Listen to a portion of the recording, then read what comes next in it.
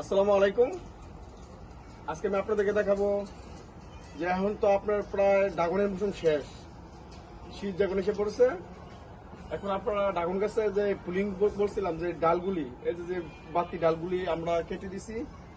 এখন আপনারা কি নতুন দেখেন কি নতুন কুশি বের হচ্ছে, তার মানে নতুন কুশি বের হওয়ার মানে গাছ আপনার প্রচুর পরিমাণে খাবার দরকার, ঠিক আছে। আর ড্রাগন গাছ আপনারা জানেন যে গরমের সময় ড্রাগন গাছে কোনো খাবার দরকার পড়ে না। এটা যা পরিচর্যা আছে আপনি শীতকালে শেষ করতে হবে। এখন যেহেতু মৌসুম শেষ, ফলে সিজন আর নাই, তার মানে গাছে প্রচুর পরিমাণে খাবার দিতে হবে। এখন আমি আপনাদেরকে দেখেছি যে খাবারটা আমি তৈরি করছি, এটা যে বার্মি কম্পোস্ট, ঠিক আছে, গোবর সার দিয়ে একটা খাবার তৈরি করে নিলাম। সবকিছু মিক্স করে একে দেখেন কি জোর একটা খাবার। এই যে মাটিটা আমরা ডামের মাটিটা এইগুলো আলগা আলগা করবেন, একটা খোঁচানি দিয়ে এগুলি আলগা করে দেখেন আপনারা আমি দিয়ে দিচ্ছি। বিসমিল্লাহির রহমানির রহিম। এই যে তো গাছে প্রতি গাছে 2-3 মুঠ করে এইভাবে খাবার দিয়ে দিবেন প্রতিটা গাছের জন্য। খাবার দিয়ে তারপর একটু পানি দিয়ে দিবেন। এবার আপনার গাছ আর কোনো খাবারের কাছে থাকবে না। এই যে গাছটি দিয়ে দিলাম। তারপর আরেকটি গাছ আছে, আমি দেখাচ্ছি।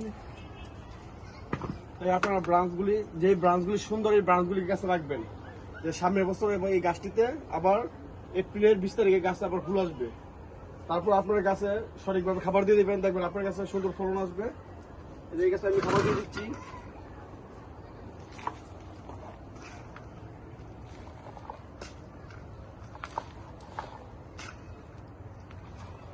প্রতি গাছে 4 মুঠ করে খাবার দিয়ে দিবেন, আধা কেজি পরিমাণ। দেখেন সুন্দর হয়ে গেল। এই পাশে আরেকটি গাছ আছে, আপনি দেখতে পাচ্ছেন। প্রতিটি গাছ আপনারা এইভাবে খাবার দিয়ে দিবেন, দেখেন গাছ কি সুন্দর সতেজ থাকবে। এইভাবে খাবার দিয়ে দিবেন, এইভাবে খাবার দিয়ে দিবেন।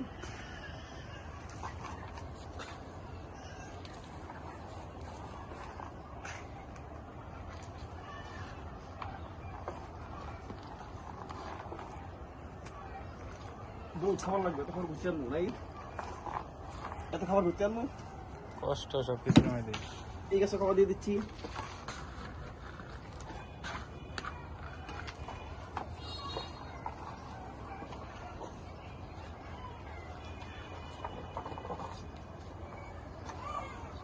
এদিকে আসুন, দেখতে পাচ্ছেন গাছ কি সুন্দর। প্রতিটি গাছে এইভাবে খাবার দিয়ে দিতে হবে, আপনাদের কাছে ফুল ফল আসবে। তো আপনারা যাদের বাগানে এমন 2-4টা গাছ আছে, আপনারা এখন দেরি না করে খাবার দিয়ে দেন, দেখবেন নতুন কুশি বের হবে, আপনার গাছ সুন্দর হবে।